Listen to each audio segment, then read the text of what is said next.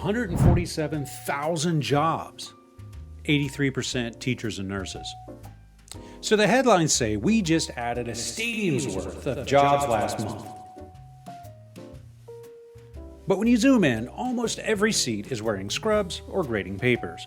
So, great news if you like clipboards and crayons. Not so great if you build apps, bend metal, or balance spreadsheets. Stick around. We're pulling the curtain back on 2025's biggest economic magic trick. Part 1. Feeling the ripple beneath the wave. You know that moment in a swimming pool where a kid cannonballs at the deep end? Big splash, ripples everywhere?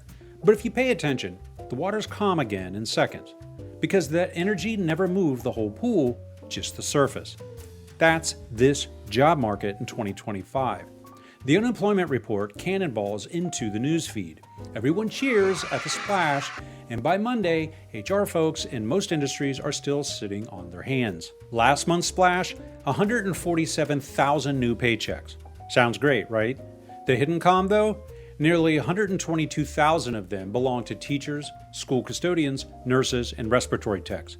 People whose work you notice only when you can't breathe or your kid needs algebra. If you program code, weld steel, manage ad campaigns, design shoes, sell cloud software, or juggle 10 spreadsheets at once, your lane added almost nothing. Zip. Nada. The water at your end of the pool barely quivered. And here's the part that the headlines skip. The average work week just shrank again. We're clocking in at 34.2 hours. That's the labor market equivalent of loosening your belt after Thanksgiving dinner. Companies are keeping folks on payroll, but shaving minutes off the clock so it doesn't hurt so bad. Why classrooms and clinics are the economy's airbags. Now let's pull up a bar stool and answer the obvious. Why are teachers and nurses doing the heavy lifting? First, the boomers. Every 8 seconds, another boomer hits the age where sleep becomes optional. Joints creak like haunted house doors, and something mysterious aches every morning. Hospitals don't get to decide if grandma's hip surgery waits for lower interest rates. Bodies break, people staff up. Second, the pandemic payback. Remember remote classrooms where 8th graders learned geometry from YouTube playlists while mom answered Slack messages? Yeah, turns out that wasn't an academic golden age. School districts now have federal relief dollars that expire in 2026, and they're sprinting to close learning gaps before the cash evaporates. Think of it like homeowners rushing to use those last dollars on a kitchen remodel before the rebate program ends. Third, recession-proof psychology. When headlines wobble, rates up, stock down. Parents and patients keep showing up. In a shaky economy, public schools and hospitals feel like the last chairs in a brutal game of musical chairs. Everybody else hesitates, government and healthcare keep humming. They're the airbags. You rarely appreciate them until you're skidding on black ice. Now, let's stroll over to the rest of the economy. Picture a 6-lane freeway at rush hour.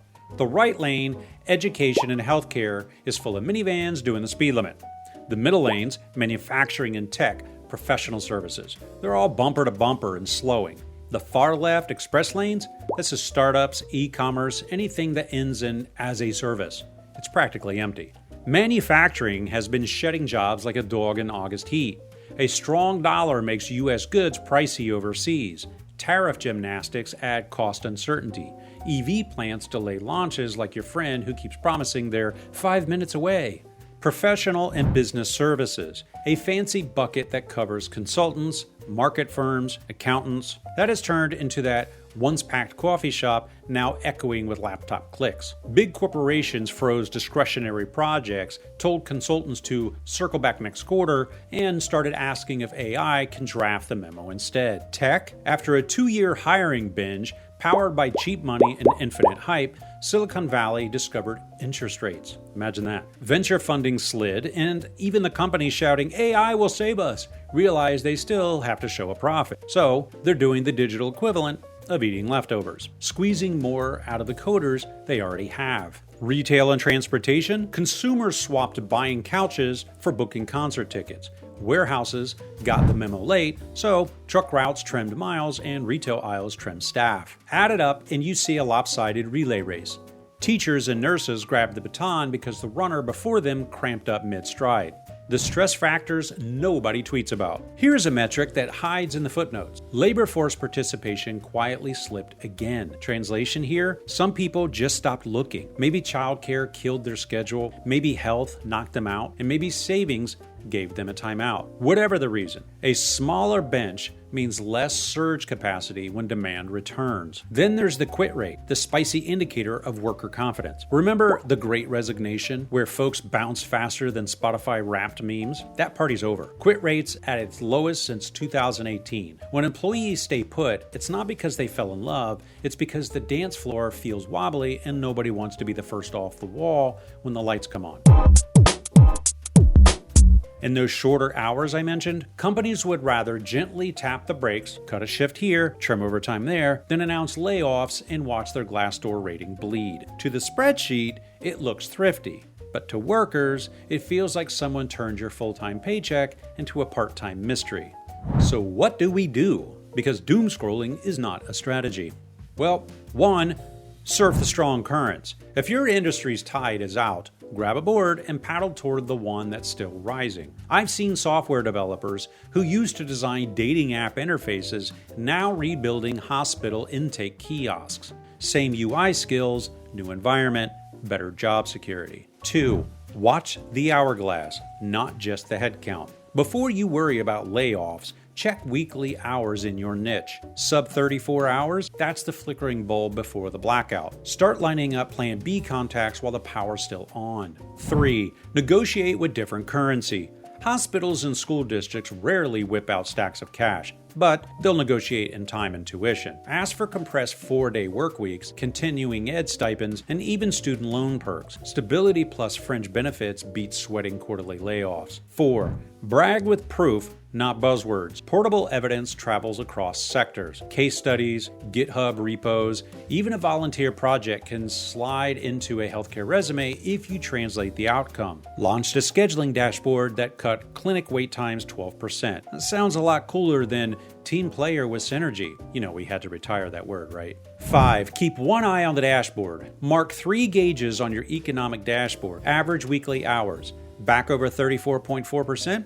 Then the engine's revving. Private payroll growth, top 100,000 for 2 months straight, then the momentum's real. The quit rate above 2.4%, workers got swagger again. Until those lights flash green, plan like you're driving on a spare tire. Part 6, the road ahead. 3 possible movie analogies. Look at the job market like movies. Scenario A is the feel-good sequel. Interest rates inch down, factories reboot, private hiring wakes up before the holiday lights are stored away, and the minivan lane finally merges with the SUV parade. Scenario B, the 2-track dramedy. Public hiring keeps a steady heartbeat, private payrolls move sideways, and more folks juggle 2 part-time gigs like a pair of hot potatoes. Scenario C, the plot twist nobody ordered. Education funds expire in 2026. Hospitals hit reimbursement ceilings, and the only 2 sectors pulling the wagon run out of oats. Suddenly, the airbags deflate just when we need them. I'm not here to sell fear, but like any good GPS, I'm telling you to prepare for the detour even if we never take it. Turning a mirage into a map. Headlines paint blue skies, but the ground feels a little squishy under the boots, especially if you're not wearing scrubs or holding a whiteboard marker. 2 sectors can't drag an economy the size of ours forever. So let's move with intention, read the gauges, pivot before the tide shifts, and keep receipts for every skill you sharpen. Now, question for you. If you had to pivot tomorrow, would you jump into a classroom or a clinic? And what slice of your current skill set travels with you? Drop your answer below. Hit subscribe if you'd rather navigate than hope, and I'll see you next Payroll Friday. Same truth time, same Thrive channel. Until then, stay curious, stay adaptive, and yeah, decide to thrive. Like if you like, sub if you sub, and share if you share. I'm Thrive. Bye.